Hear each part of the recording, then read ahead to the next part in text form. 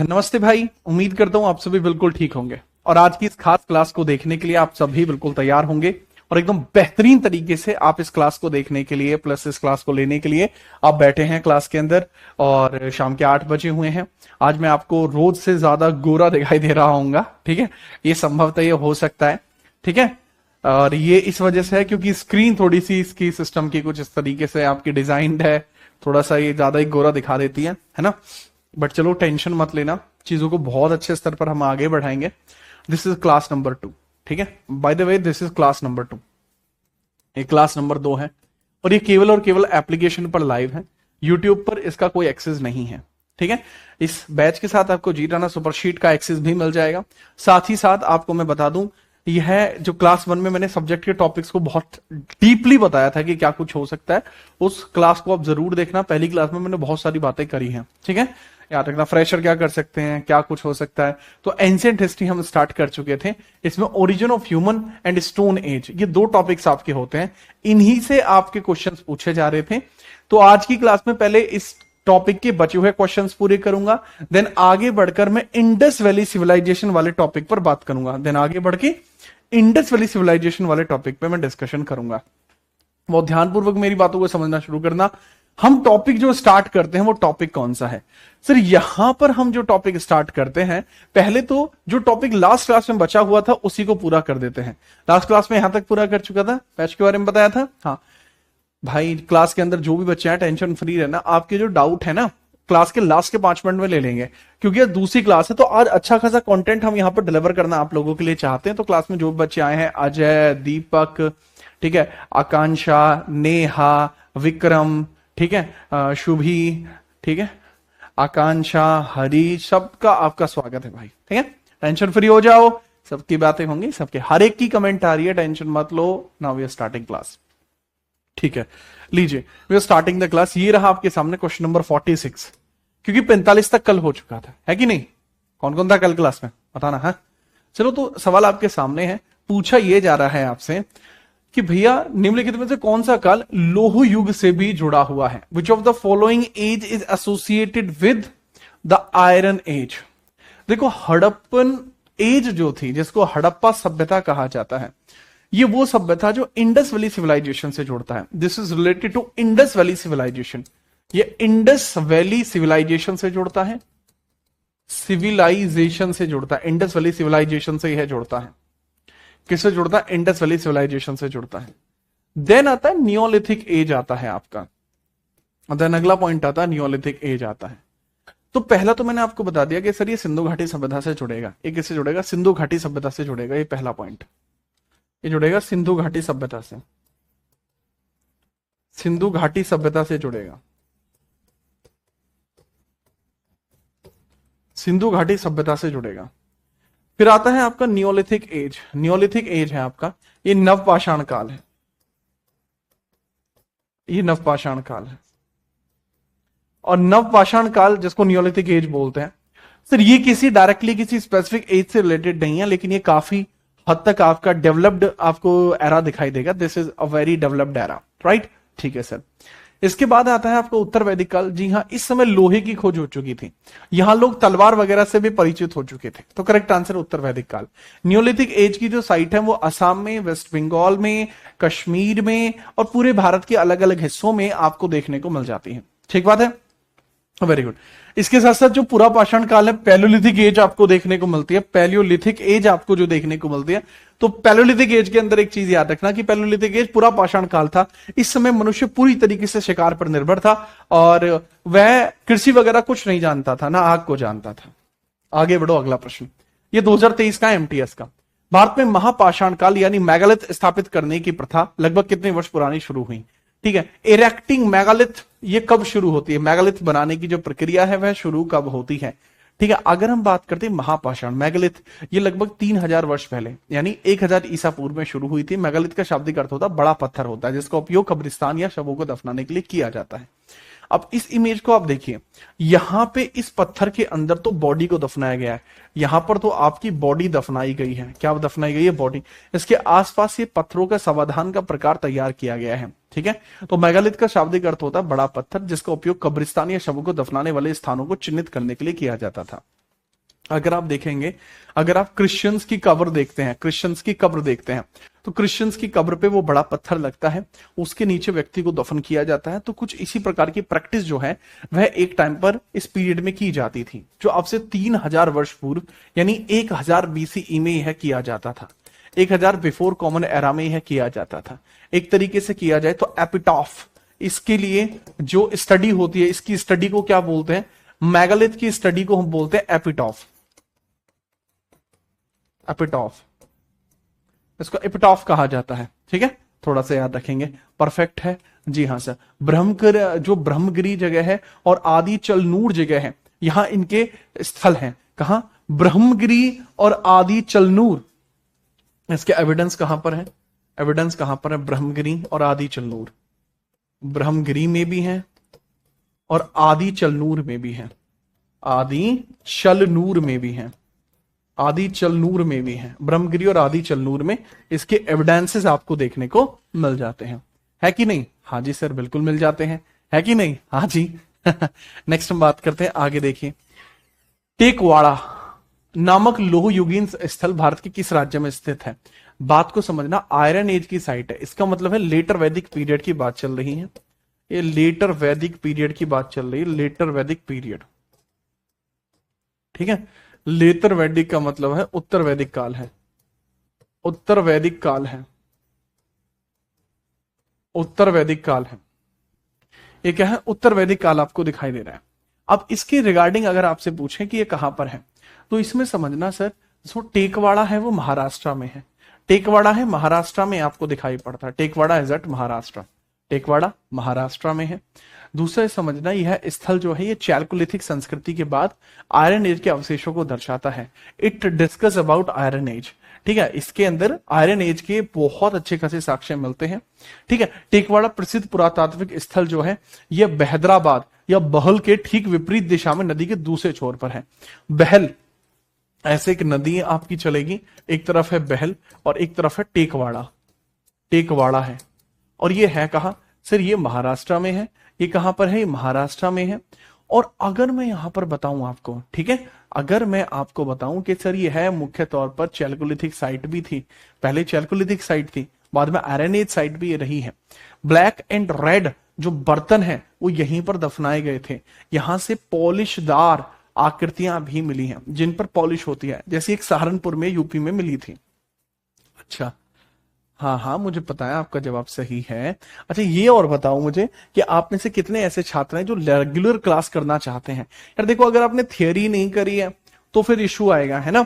अगर आप थियरी कर चुके हैं मुझसे, किसी और से, कहीं से भी, फिर कोई इशू नहीं आएगा, कैसा ही भी इशू नहीं आएगा। लीजिए आगे बढ़िए।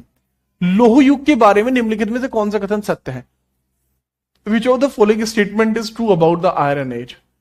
आयरन एज के बारे में कौन सा ऐसा स्टेटमेंट है जो बिल्कुल सही आपको देखने को मिल रहा है? यह सवाल है एमटीएस 2024 का। बड़े शहरों की स्थापना बड़े पैमाने पर सरप्लस के आधार पर हुई थी। जितने भी बिग सिटीज हैं, जितने बिग सिटीज हैं, इसकी जो स्थापना होती है वो सरप्लस के बेसिस पर होती है, यानी जितनी ज्यादा स्थापना हो पाए उतनी ज्यादा स्थापना कर दी जाए। ठीक है, जितना मेजर स्थापना हो पाए उतनी ज्यादा स्थापना यहां पर कर दी जाए। यह पहला पॉइंट था। दूसरा था, इस युग से जुड़े मिट्टी के बर्तन चित्रित घूसर मृतभांड थे, यानी यहां पर पेंटेड ग्रे वेयर चला करते थे, पेंटेड ग्रे वेयर चला करते थे, पेंटेड ग्रे वेयर आपके यहां चला करते थे। ठीक है, सिंधु घाटी सभ्यता लोह युग के दौरान फली फूली थी। ये गलत है, सिंधु घाटी सभ्यता लोह युग से पहले थी, लोह के दौरान नहीं, लोह युग से पहले, क्योंकि आपका जो लोह युग है ये तो लेटर वैदिक पीरियड का है। तो आंसर होगा केवल पहला और दूसरा, ओनली 1 and 2 आपका इसका करेक्ट हो जाएगा, ओनली 1 and 2। 49 सवाल हो गए, वाजिब। लीजिए अगला सवाल, निम्नलिखित में से कौन सा भारत में लोह युग से संबंधित नहीं है? Which of the following is not associated with the iron age? देखो, वैसे तो आप सोच रहे होंगे कि सर इसमें आप पहले इंडस वैली सिविलाइजेशन तो पढ़ा दो। देखो मेरे भाई, हालांकि मुझे पता है कि इंडस वैली सिविलाइजेशन मुझे पहले पढ़ाना चाहिए, बट मैं इंडस वैली सिविलाइजेशन को जस्ट इस टॉपिक के बाद पढ़ाऊंगा, क्योंकि स्टोन एज के साथ मर्ज करके ही मैंने टाइमिंग के बेसिस पर जो जो क्वेश्चंस हो सकते थे उनको पिक किया है। इसलिए इसमें थोड़ा सा समय लग रहा है, जिससे कि चीजों को थोड़ा डिले के साथ ही स्टार्ट किया जा रहा है। लो तो 50वें सवाल में कौन सा है? मेहरौली का लोह स्तंभ जो मेहरौली का लौह स्तंभ है, ये चंद्रगुप्त ने बनवाया था और चंद्रगुप्त द्वितीय के द्वारा इसको बनवाया गया है। ये आप समझिएगा, ये किसका? चंद्रगुप्त द्वितीय का है। तो ये गुप्तकालीन हो गया, क्योंकि ये चंद्रगुप्त लिख रहा हूं मैं, ये चंद्रगुप्त द्वितीय, जिनको विक्रमादित्य भी कहा जाता है, उनका था ये, जिनको विक्रमादित्य भी कहा जाता है, यह उनका है, ऑल्सो नोन एज विक्रमादित्य। उनको विक्रमादित्य भी कहा जाता है। स्मेल्टिंग यानी प्रगलन, प्रगलन लोहे को बनाने के लिए प्रगलन की जरूरत पड़ती है। अयस्क से धातु निकालने की एक प्रक्रिया है, जब लौह युग की कल्पना ही नहीं की जा सकती थी। मतलब यार बात को समझिएगा, स्मेल्टिंग का मतलब होता है when we melt a metal, when we melt a iron ore to make iron or many other metals, that is called as smelting, प्रगलन। किसी अयस्क से धातु निकालने की प्रक्रिया। पेंटेड ग्रे वायर PGW, उत्तरी काली चमकीली मृत भांड, नॉर्दर्न ब्लैक पॉलिश वेयर, ठीक है। तो ये एक बर्तन की भांति होते हैं, राइट, ये बर्तन की भांति होते हैं।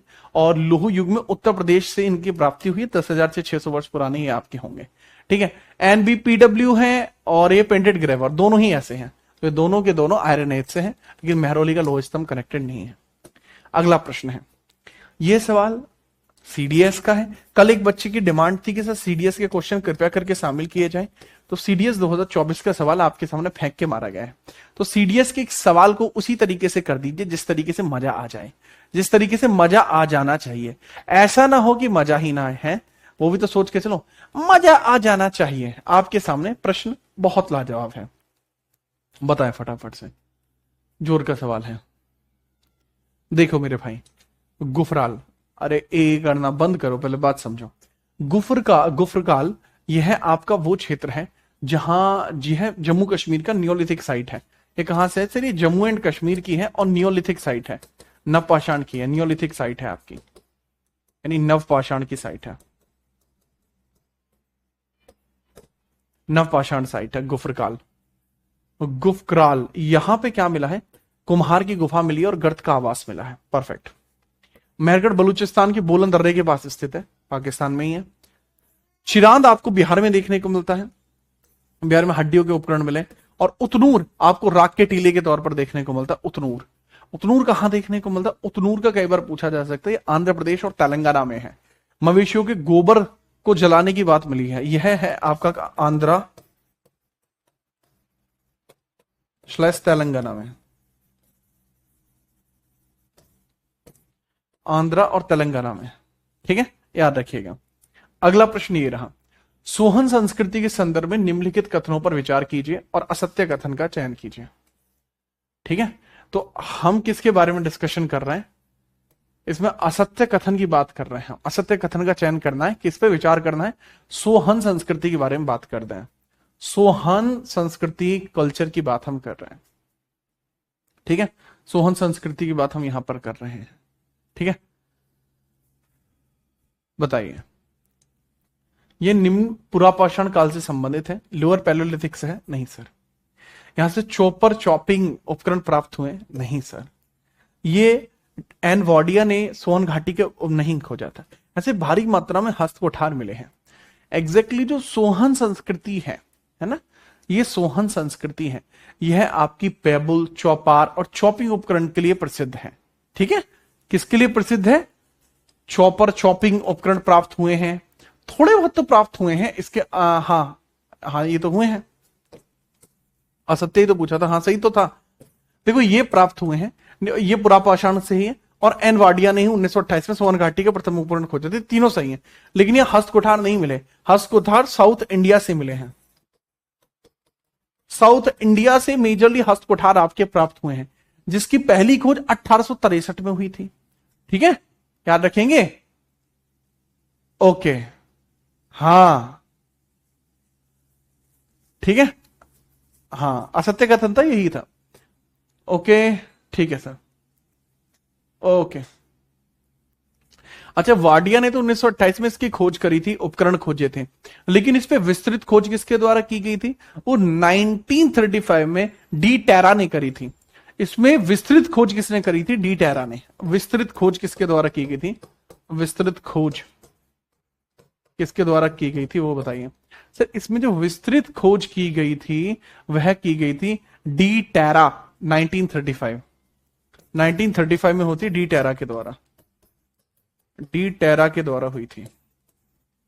अगला प्रश्न है, रॉबर्ट ब्रूस फूट जिन्हें भारत में प्रथम पाषाणिक उपकरण की खोज की थी, मूल रूप से क्या करते थे? जो रॉबर्ट ब्रूस फूट है, अभी इन्होंने ही पल्लवरम तमिलनाडु के अंदर पहली बार 1863 में एक हस्त कुठार की खोज की थी। इन्हीं को वो हैंड एक्स मिला था, जिसकी चर्चा अलग अलग स्तर पर बहुत बार हो रखी है। तो उसी हैंड एक्स के बारे में अगर हम बात करते हैं, वो हैंड एक्स की जो खोज करी थी, तो खोज करने वाले ये आखिरकार थे कौन? क्या आर्कियोलॉजिस्ट थे? नहीं थे। एक जियोलॉजिस्ट थे, एक भूवैज्ञानिक थे। पृथ्वी के बारे में जितनी भी रिसर्च हो सकती थी, उस रिसर्च को ये किया करते थे। तो यह एक प्रकार से अगर देखा जाए तो ये वो व्यक्ति थे जो एक जियोलॉजिस्ट थे। हथनौरा मध्य प्रदेश में है। हथनौरा मध्य प्रदेश में है। हथनौरा कहां पे? मध्य प्रदेश में है। ओके सर, अब हथनौरा के बारे में ही थोड़ा सा आपको डिस्कशन करना है। बताइए, मध्य प्रदेश से प्राप्त मानव खोपड़ी के जीवाश्म के संबंध में कथन बताइए। देखो, हथनौरा नर्मदा नदी घाटी में है आपका, ठीक है? हथनौरा ही नर्मदा नदी घाटी में है आपका। यहां से मानव उत्पत्ति के साक्ष्य मिलते हैं, और जहां जिस मानव की खोपड़ी मिली थी उसको बोलते हैं होमो इरेक्टस। मैं दोबारा समझाता हूं। इसे भारत में पाया गया सबसे प्राचीन मानव जीवाश्म माना जाता है। हाँ जी, माना जाता है। इसकी खोज अरुण सोनाकिया ने 1982 में करी थी। ये जीवाश्म होमो इरेक्टस प्रजाति के थे। ये होमो सेपियंस के मुकाबले ज्यादा बेहतर थे। ये होमो सेपियंस के मुकाबले ज्यादा बेहतर थे। अब इसी वजह से नर्मदा को कहा जाता है नर्मदा मानव नदी, क्योंकि यहां मानव की खोपड़ी पाई गई थी। स्टेटमेंट तीनों सही है, तीनों स्टेटमेंट सही है। देखो, ये 5000 एमसीक्यू बैच जो है ऐसा ही बैच नहीं है। इसके अंदर हम ये चीज भी आपको करा देंगे कि पेपर में इससे बाहर सवाल ही ना जाए। इसलिए बैच अपने आप में विशेष बन जाता है। अगर आप इस बैच को लाइव लेते हैं तो इससे बेहतरीन कुछ नहीं हो सकता। आगे, बेलान घाटी उत्तर प्रदेश के लोहोदा नाला क्षेत्र से प्राप्त एक विशिष्ट प्रौद्योगिकी से कलाकृति है। ये किस चीज की बनी हुई है, इसके बारे में आपको बताना है। बेहतरीन सवाल आपके सामने है, तो बताएंगे किस चीज से बनी हुई है।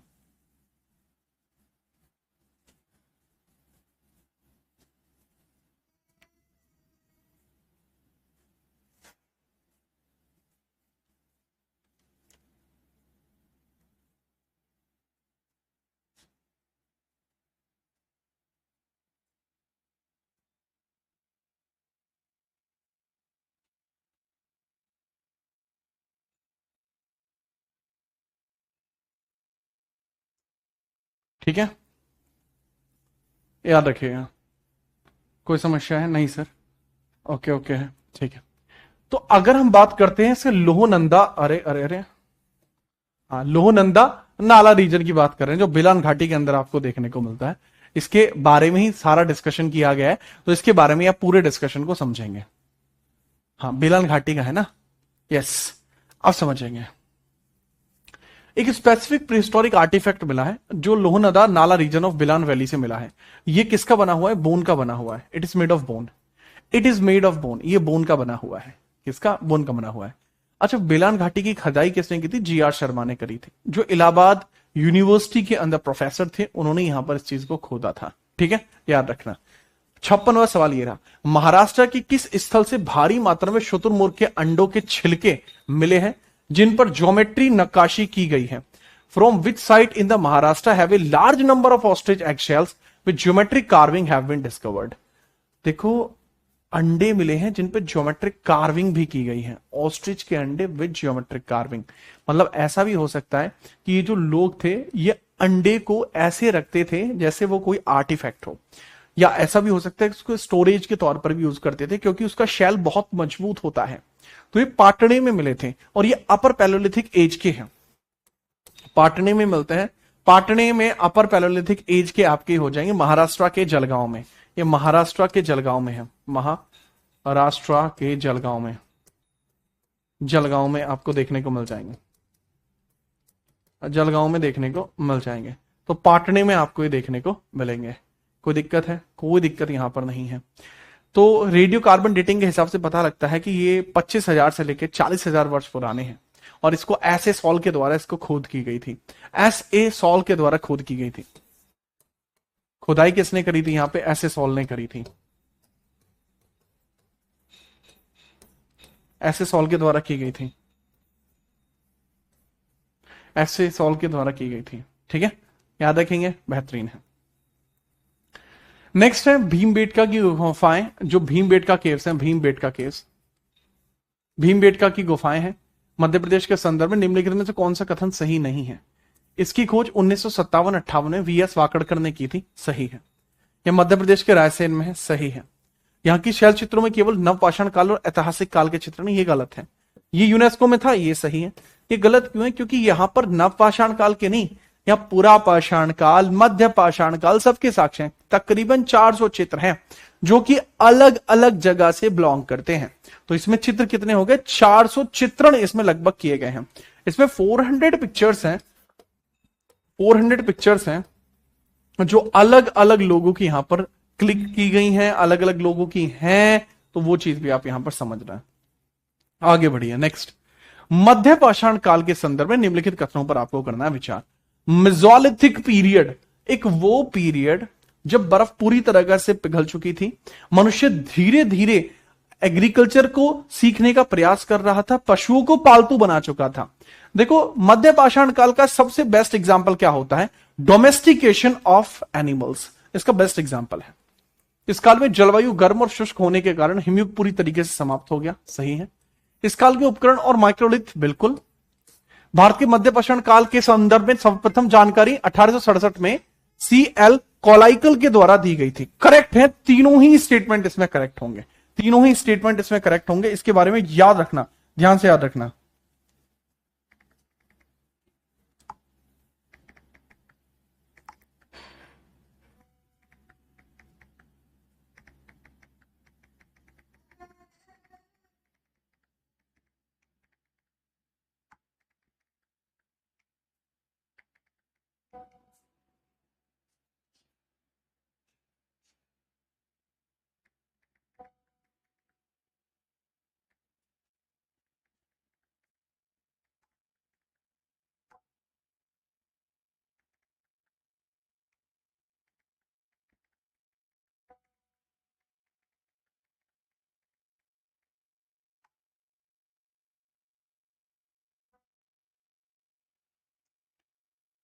ठीक है, याद रखेंगे।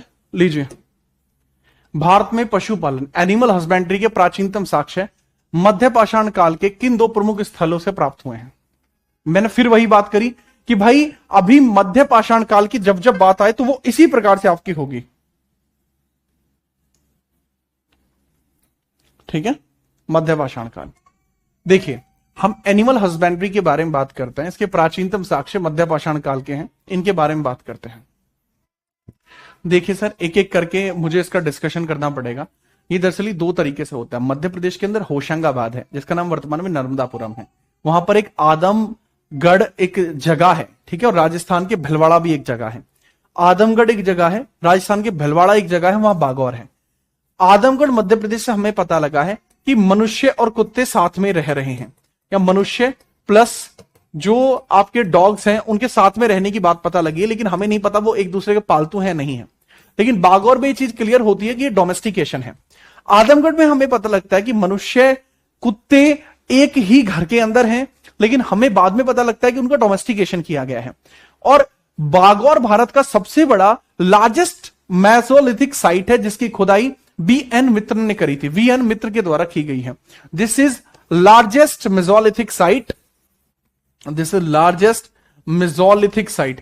ये सबसे बड़ी मेसोलिथिक साइट आपको देखने को मिलती है, मेसोलिथिक साइट आपको देखने को मिलती है आदमगढ़, है ना, याद रखेंगे। आदमगढ़ सबसे बड़ी साइट है जो VN मिश्रा के द्वारा खोजी गई है।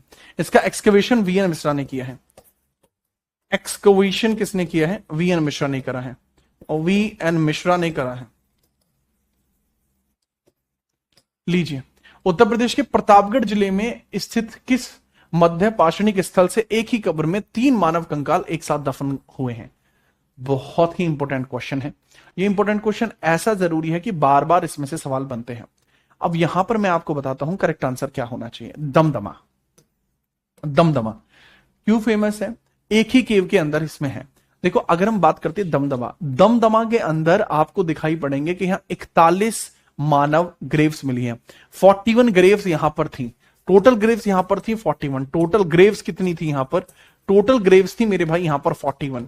ठीक है। अरे चाचा रिकॉर्डेड नहीं है क्लास, 1975 में रिकॉर्ड करके फिर मैं सो गया था। मैं कि जब पेपर होंगे बच्चों के तो इसके बाद के क्वेश्चंस मैं तब करा दूंगा। अभी मैंने शुरुआत में पीवाईक्यू कराए, अब मैं आपके नए क्वेश्चन करा रहा हूं जो हमारे सेल्फ मेड हैं। क्यों है सेल्फ मेड क्वेश्चंस? क्योंकि बार बार इस प्रकार के सवाल बनने के चांसेस होते हैं। ठीक है। अब दमदमा की ही बात अपन यहां कर रहे हैं। दमदमा से ना केवल यहां पर ग्रेव का मतलब होता है कब्र, ना केवल यहां पर कब्र मिली है बल्कि यहां दमदमा के अंदर आपको यह भी पता लगता है कि दमदमा में आपके फायर पिट्स भी मिले हैं, यानी गर्त में चूल्हे भी मिले हैं, फायर पिट्स भी मिले हैं। फायर पिट्स भी आपको देखने को मिले हैं, यानी गर्त में चूल्हे वगैरह भी देखने को मिले हैं। पूरा पाषाणिक स्थल है और संबंधित राज्य है, इनके साथ सुमेल कर दीजिए। पूरा पाषाण स्थल को संबंधित राज्य से सुमेलित कर दीजिए। बताइए। देखिए अगर मैं अतिरंपककम की बात करता हूं, अगर मैं अतिरंपककम की बात करता हूं तो ये कहां पर है सर? अतिरंपककम की बात अगर आप करोगे तमिलनाडु में है। ठीक है। होशंगी कर्नाटक में है। राइट। डिडवाना आपको दिखाई पड़ता है राजस्थान में, और हथनौरा दिखता है आपको मध्य प्रदेश में। हथनौरा आपको दिखता है मध्य प्रदेश में। तो ये अलग अलग जगह हो जाएंगे। अब अतिरंपककम में क्या है सर? यहां से भारी मात्रा में मद्रास संस्कृति के हस्त कुठार मिले हैं, जो कि हस्त कुठार आपके वो हैं जो पैलियोलिथिक साइट के हैं। दूसरा है होशंगी, यहां राख के ढेर भी मिले हैं होशंगी के अंदर। ठीक है। और चूना पत्थर के औजार मिले हैं। एक वर्कशॉप मिली है जहां ये सब कुछ होता था। ठीक है। थार मरुस्थल के किनारे मानव जीवन जलवायु के साक्षी डिडवाना में मिले हैं, और हथनौरा में मिले हैं मनुष्य की खोपड़ी। 1982 में पहला मानव जीवाश्म ऑफ होमर एक्टस यहां पर मिला था। A option. आगे बढ़ो। युद्ध या बाह्य आक्रमण का भारत में सबसे प्राचीनतम साक्ष्य है कंकाल के सिर में धसा हुआ तीर का फलक। ये किस मध्य पाषाणकालीन स्थल से प्राप्त हुआ है? मतलब ऐसा भी था कि इंडस वैली सिविलाइजेशन के समय भी युद्ध होता था, और उस युद्ध के अंदर आप ये समझ लेना कि तीर कमान धनुष बाण तब भी यूज होते थे। तो हमें सराय नाहर रायनगर, सराय नाहर रायनगर यह आपकी यूपी में है, यहां पर ही हड्डियों के अंदर घुसा हुआ तीर मिला है, जो बताता है कि यहां कभी ना कभी युद्ध चला होगा, कोई ना कोई यहां कोई ना कोई कभी ना कभी युद्ध चला होगा। सराय नाहर रायनगर में आपको यह दिखाई पड़ता है। जमीन में दबा हुआ, जमीन में दबा हुआ एरो हेड था ये, जो बहुत भारी संघर्ष के कारण आपको यहां दिखाई देता है। इसकी खोज केसी ओझा ने करी थी। केसी ओझा ने करी थी। 11 यहां से समाधान मिले थे, जिनकी कब्रें उथली अंडाकार थी, और शवों को सिर तथा पश्चिम और पूर्व की तरफ पैर इनके हुआ करते थे। नेक्स्ट, मध्य पाषाण काल के संदर्भ में कुंडलिया आभूषण, हॉर्न एंड बोन ऑर्नामेंट जैसे मृगशृण के छल्ले की माला पहनने के साक्ष्य कहां से मिले हैं? कि जो ये होते हैं ना हिरन, हिरन के सींग को लेके उसको काट के उसको बीच में से रस्सी निकाल के ऐसी माला बनाई गई है। तो इसके साक्ष्य हमें कहां से मिले हैं? सींग के भी, ठीक है, एंटाइलर उनको बोलते हैं, उसके भी बनाए हैं। सींगों के भी भाई बहुत सारे आभूषण बने हैं, ठीक है, उपकरण बने हैं। हड्डियों की भी बहुत सारे उपकरण बने हैं। तो ये महदहा में आपको देखने को मिले हैं। कहां देखने को मिले? महदहा में आपको बहुत सारे उपकरण देखने को मिले हैं। महदहा में। कहां सर जी? महदहा में देखने को मिले हैं। ठीक बात है, यस सर, ये महदहा में ही देखने को मिले हैं। एक और पॉइंट आता है कि सर एक साथ युगल यानी मेल फीमेल ब्यूरल एक साथ कहां पर किया गया है? महदहा में ही है। यहां महदहा में ही आपका मेल फीमेल एक साथ ब्यूरियल है। ब्यूरियल भी आपका किया गया है एक साथ। मेल फीमेल ब्यूरियल भी एक साथ आपका किया गया, वो यहीं पर किया गया है। ठीक है, याद रखना। महदहा में पुरातात्विक ने 3 क्षेत्रों को विभाजित किया है: झील क्षेत्र, बूचड़खाना और कब्रिस्तान। महदहा के 3 हिस्से हैं। महदहा के 3 पार्ट्स हैं। 3 पार्ट्स इसमें आपको देखने को मिलेंगे। एक पार्ट वो है जहां झील है, एक पार्ट वो है जहां झील है, एक जहां बूचड़खाना है, एक जहां कब्रिस्तान है। ये पॉइंट आपका महदहा के बारे में क्लियर होना चाहिए। ठीक है कि नहीं? आ रही है बात समझ में? एक कह रहा सर मजा आ रहा है। भाई बजे के यहाँ कौन सा रागनी चल रही है मेरे शेर? रागनी तो नहीं चली यार। मजा वगैरह जो चीज है ना, वो आपके अपने निजी सोच के कारण आते हैं। आप सोच रहे हो मजा आ रहा है तो मजा आ रहा है, आप सोच रहे हो नहीं आ रहा तो नहीं आ रहा। पीडीएफ वगैरह मिल जाएगी भाई, मिल जाएगी, टेंशन मत लो, ये तो मिला हुआ था पहले से ही आपको। गुजरात के लंगनाज स्थल के संबंध में कौन सा कथन सत्य है? अब लंगनाज के बारे में बताइए। लंगनाज एक ऐसा स्थल है जिसमें कौन सा कथन आपका सही है? लंगनाज के बारे में थोड़ा सा बताइए। सर अगर लंगनाज की बात करता हूं, इसकी खुदाई जे जाइनर और एच सी सांकलिया ने करी है। एच सी साकलिया ने इसकी खोज करी है। एच सी साकलिया, साकलिया, कलिया, एच सी साकलिया के द्वारा की गई है और जे जाइनर के द्वारा की गई है। जे जाइनर, जाइनर के द्वारा की गई है। यहां से पहली बार तांबे की कुल्हाड़ी मिली है। ठीक है, याद रखना। 14 मानव कंकाल और रेतीले टीले मिले हैं। अच्छा, इसमें पूछा है कि सही कौन सा है? ये सही है। यहाँ 14 मानव कंकाल मिले हैं, रेतीले टीले मिले हैं।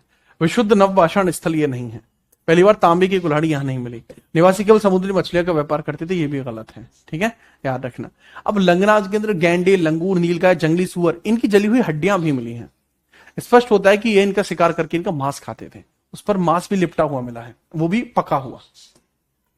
नवपाषाण काल शब्द का सर्वप्रथम प्रयोग 1865 में अपनी पुस्तक प्री हिस्टोरिक टाइम में किसने किया था?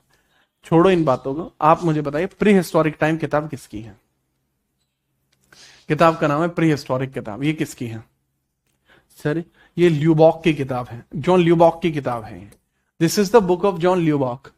जॉन ल्यूबॉक 1865 में किताब लिखते हैं प्री हिस्टोरिक टाइम्स। इसके अंदर यह है स्पष्ट भाग लिखते हैं नियोलिथिक एंड पैलियोलिथिक।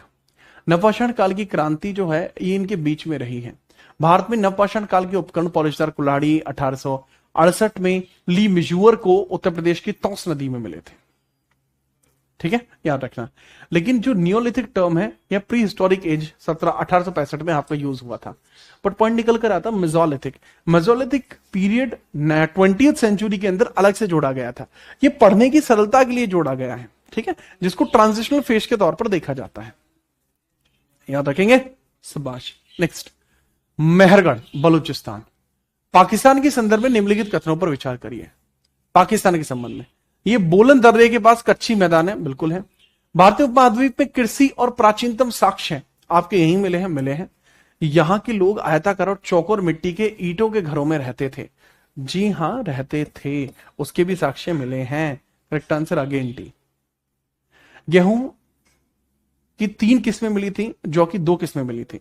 साथ साथ कॉटन का विश्व का सबसे प्राचीनतम स्थल भी मिला था। मेरी बात को समझना। गेहूं के कितने टाइप मिले थे? गेहूं के 3 प्रकार के जो कह सके किस्म मिले थे। 3 टाइप्स के गेहूं यहां मिले थे। 3 किस्म यहां मिले थे, 3 किस्म, 3 टाइप आपको यहां मिले थे। जौ के 2 टाइप आपके यहां मिले थे।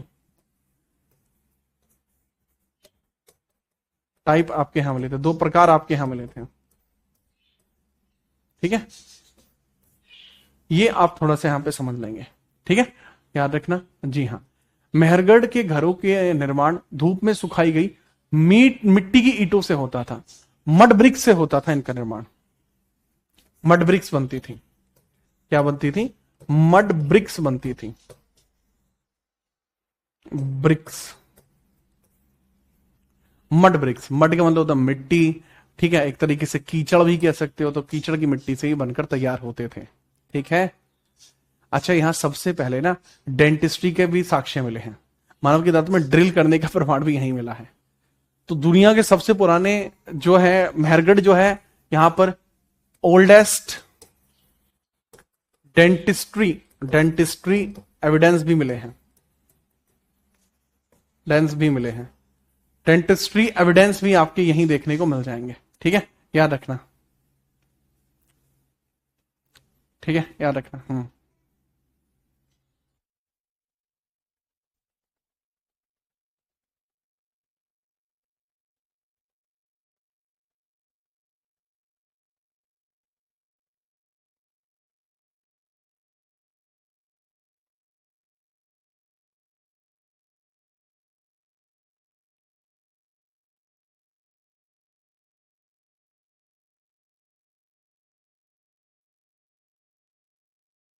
लियो भाई, चाय मंगा दी है आप सब लोगों के लिए। लेकिन क्योंकि आप सब लोग अभी गुंडे बालक हो, इसलिए आपकी जगह मैं ही खा लूंगा। ठीक है, चलो जी आगे बढ़े। लीजिए, असम और उत्तर पूर्वी भारत के किस नवपाषाणकालीन स्थल से दाउजली हॉर्डिंग संस्कृति के अंतर्गत जेडाइट पत्थर के उपकरण मिले हैं? देखो, जो जेडाइट पत्थर है ये वेस्ट बंगाल में मिलता था। ये बात तो आप भी जानते हैं कि सर जी हां, जेडाइट पत्थर वेस्ट बंगाल में मिलता था। लेकिन असम के क्षेत्र में भी मिलता था, बिल्कुल मिलता था।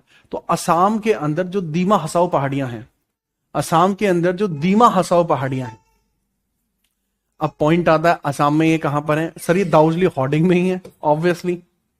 ठीक है, तो उपकरण मिले हैं जो कि संभवतः चीन से मंगाए गए थे। असम के उत्तर पूर्वी क्षेत्र जो है दाउजली हॉर्डिंग। ओह यार, ये फिल इन द ब्लैंक्स का क्वेश्चन था, इस क्वेश्चन को हटा देना। This question was related to fill in the blanks. ठीक है, सेम ही हो गया, बट ऐसे याद रख लेना। अच्छा, यहां याद रख लेना, यहां पर झूम खेती पहले से होती थी, इस समय भी यहां झूम खेती होती थी, इस समय भी ऐसा लगता है कि यहां पर झूम खेती होती थी। ठीक है, याद रखना। पत्थर से बनी मूसल और ओखली भी आपके यहां पर मिलती, सेडल कोर्नर पेस्टल्स भी मिले हैं, झूम खेती के साक्ष्य मिले हैं। ठीक है, पेडल एंड कास्टल्स भी मिले हैं, काफी सारी चीजें।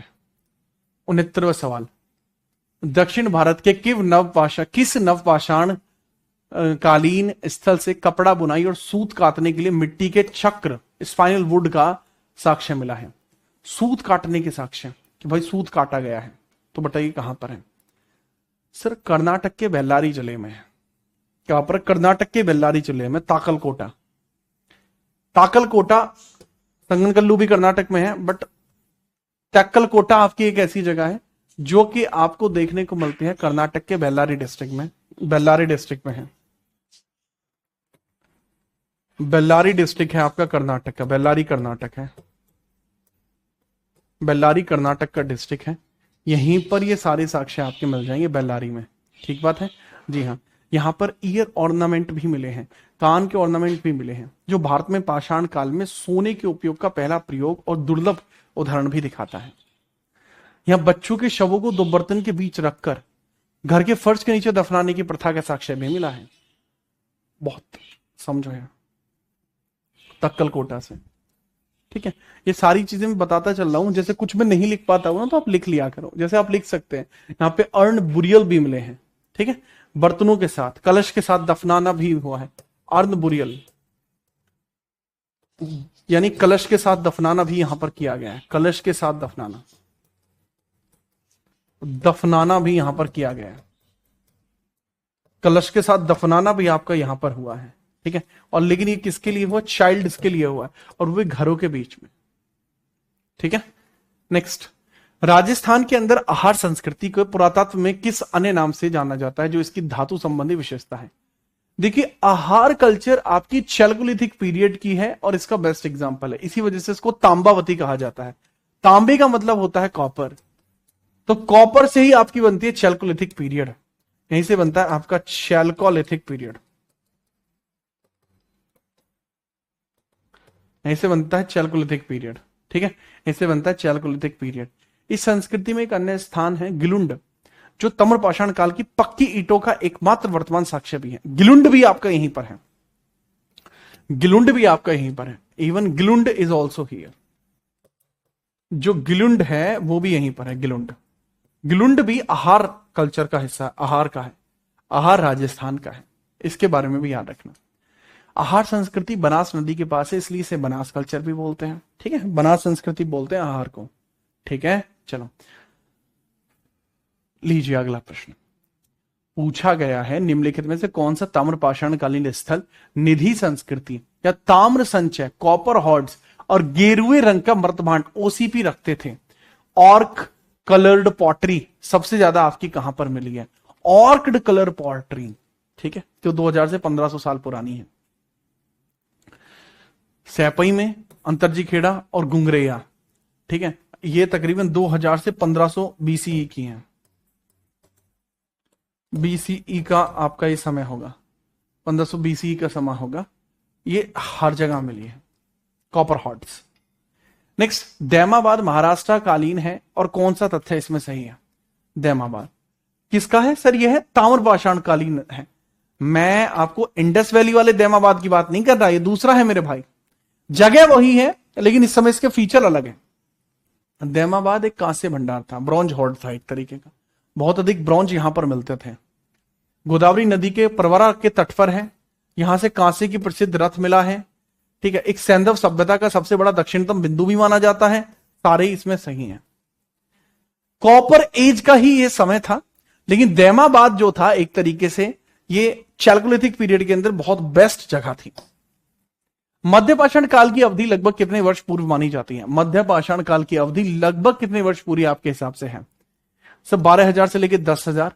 सम बुक्स इसको बताती हैं, सम बुक्स। सीजीएल में जब ये सवाल आया तो सबको इसके नंबर मिले हैं। इसका वैसे अगर मैं बताऊं, इसको 8,000 से कई बार 4,000 तक बताया, 10,000 से 4,000 तक बताया जाता है। 4,000 के बीच में आपको बताया जाता है मेसोलिथिक पीरियड को, ज्यादातर सीजीएल नहीं बताया था। ठीक है, याद रखना। थैंक यू मत सोचना भाई, यहां पर मैंने आपके स्टोन एज के क्वेश्चंस पूरे करा दिए हैं कि सर स्टोन एज में इसी प्रकार के क्वेश्चन आते हैं। अब यहां से स्टार्ट करते हैं नेक्स्ट टॉपिक। नेक्स्ट टॉपिक तभी स्टार्ट होगा जब आप सब लोग मिलकर कमेंट करोगे। एक तरफा कमेंट करो, इंडस वैली सिविलाइजेशन के लिए कौन कौन रेडी है, फटाफट से एक तरफा कमेंट कर दो।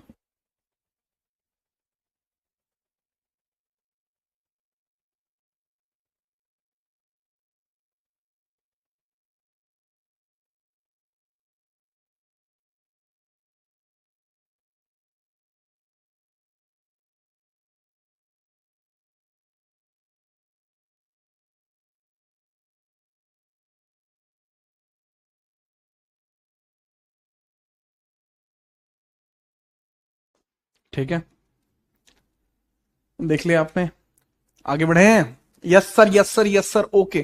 ठीक है, फिर हम स्टार्ट करते हैं इसके अंदर। नेक्स्ट आपका पॉइंट है, और ये बेसिकली पॉइंट किसके रिगार्डिंग है सर? अब हम बात करते हैं इसके अंदर इंडस वैली सिविलाइजेशन साइट्स के बारे में। इंडस वैली को लेकर बहुत सारे बच्चों को बड़े मजे आते हैं कि सर इंडस वैली पढ़ाओगे, बड़े मजे आओगे, बहुत बढ़िया। तुम्हारा भी यार जलवा है। तुम्हारे घर वाले तुम्हें कुछ कहते वहते नहीं है क्या? है, कुछ ना कुछ तो कहते होंगे।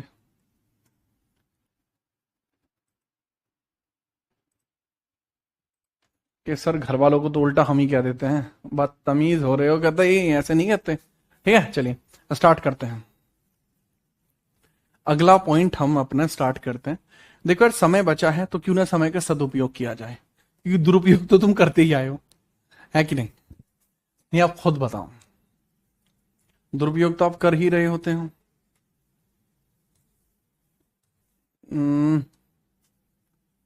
लीजिए भाई साहब,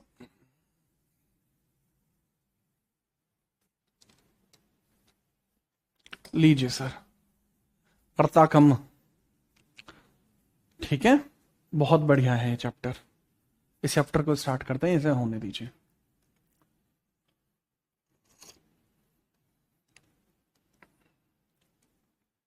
ठीक है, पहला ही सवाल वो जो आपका CHSL 2025 टीयर 1 19 नवंबर 2025 के एग्जामिनेशन में आया है। जब एग्जामिनर ने कह दिया था कि सवाल बाहर नहीं निकलने चाहिए, तो मजा वही है जब मैं सारे सवालों को बाहर निकालूं। देखो, इंडस वैली सिविलाइजेशन के अंदर आपको हिस्से देखने को मिलते हैं कुछ इस प्रकार से। सबसे ऊपर है मांडा, यहां है दैमाबाद, दैमाबाद। यहां है आपका सुतकांगडोर, सुतकांगडोर। और यहां है आपका आलमगीरपुर, आलमगीरपुर आपका यहां पर है। तो ये 4 अलग अलग हिस्से हैं। ये मेजर है, ये वो है जो इसकी बाउंड्री को तय करते हैं। ये इंडस वैली सिविलाइजेशन है। जब स्टोन एज आपकी खत्म हो जाती है तो उसके बाद धीरे धीरे शुरुआत होती है इंडस वैली सिविलाइजेशन की। इंडस वैली सिविलाइजेशन वो समय है जिसको 2500 से लेकर 1750 तक माना जाए तो उचित होगा, BCE। कई बार किताबों में अलग अलग लिखा है, कोई इसको 24 से 50 से लेके जो है आपका 1700 तक भी बता देता है। तो मतलब लगभग इस स्पैन टाइम का ये हिस्सा है। ये चैल्कोलिथिक पीरियड के अंदर ही आपका ट्रांजिशनल फेज में आया है। यानी इंडस वैली सिविलाइजेशन की जब शुरुआत हुई तब कॉपर की खोज नहीं हुई थी, लेकिन जब वो चल रहा था उस बीच में ही कॉपर की खोज हो गई है। ठीक है, ये उस तरीके से है। अब यहां राखी कड़ी को देखते हैं तो इसको अमरेंद्र नाथ के द्वारा एक्सकवेट किया गया है। ठीक है, हिसार में पड़ता है ये, और 1963 में इसकी खोज हुई है। अमरेंद्र नाथ के द्वारा इसका एक्सकवेशन हुआ है। ठीक है, 300 हेक्टेयर में, यानी सबसे बड़ा आपका यह स्थल देखने को मिलेगा हरियाणा में। जय हरियाणा। यूपी में आलमगीरपुर है, गुजरात में लोथल है, पंजाब के अंदर रोपड़ है। रोपड़ 1956 में यज्ञदत्त शर्मा ने खोजा था। लो जी सर, पुरातत्वविदों ने प्रारंभिक हड़प्पा स्तरों से जुड़े जूते खोतों के साक्ष्य कहां मिले? कालीबंगा में मिले हैं। ये एविडेंसेस कहां मिले हैं? कालीबंगा में मिले हैं। जूते हुए खेतों के जो एविडेंसेस हैं ये कालीबंगा में मिले हैं। मैं को फालतू सवाल नहीं करा रहा, ये दिसंबर 2025 की शिफ्ट 3 में आया था। 1 नंबर सवाल है बिल्कुल। घग्गर नदी के किनारे कालीबंगा का मतलब होता है काली चूड़ियां। 2800 ईसा पूर्व का ये समय होगा। ठीक है, यहां पर गेहूं, जौ, कपास, जूते हुए खेत, अग्निवेदियां, फायर एल्टर्स, इस सब के साक्ष्य मिले हैं। ठीक। तीसरा, निम्नलिखित में से कौन सा सिंधु घाटी सभ्यता का, दिल्ली पुलिस हेड कांस्टेबल 2026 का भी सवाल है। सिंधु घाटी सभ्यता में चनहुदड़ो और लोथल का महत्व का सही वर्णन करिए। जो चनहुदड़ो लोथल दोनों में था। चनहुदड़ो एक विशाल उत्पादन केंद्र था और लोथल में एक गोदीवाड़ा था, बंदरगाह था। परफेक्ट। चनहुदड़ो सिंध में है, यहां कोई किला नहीं था, यहां कोई सिटाडेल नहीं था। सिटाडेल यहां पर नहीं था।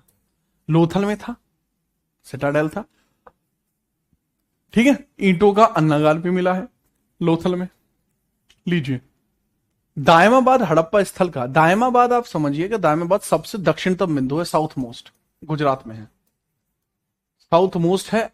हाँ, अब इसमें बच्चों को आती है सर गुजरात में, बेटा ये महाराष्ट्र में है, ना कि गुजरात में।